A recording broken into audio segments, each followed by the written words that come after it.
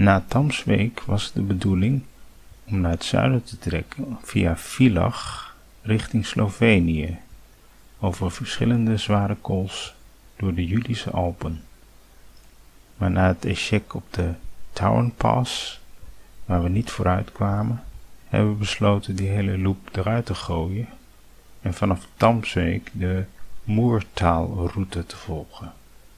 Via Moerau, over de Zulkpas richting het noorden en in Salzkammergut een extra rondje te plannen.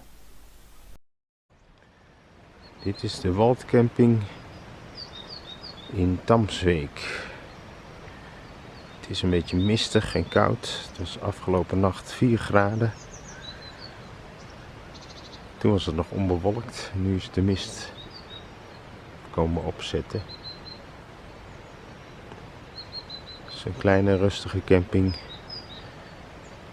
aan de rivier. En we gaan nu de Moertaalroute volgen. Het begint hier gewoon bij de camping langs het fietspad.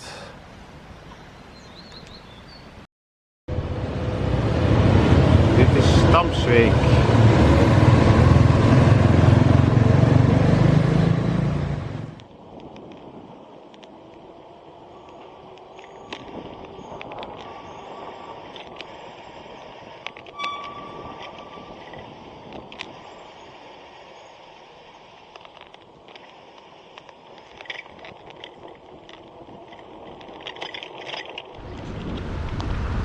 We volgen nu de Muurraadweg. We zijn net vertrokken uit Tamswijk.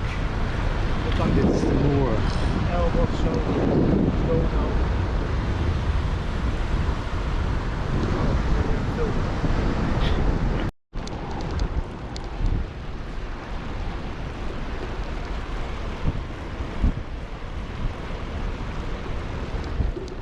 Tot daarin?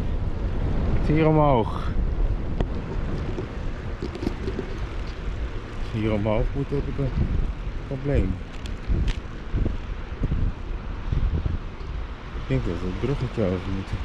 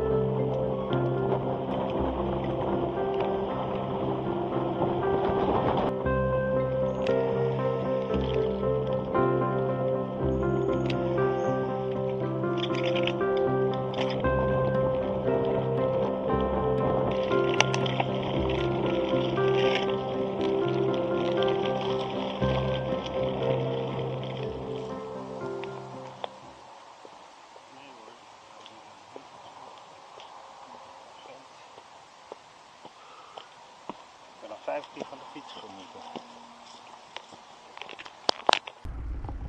Oosterbahnhof. St. Lorenzen. Hier is de bahnhof. Oh, dat is de wc.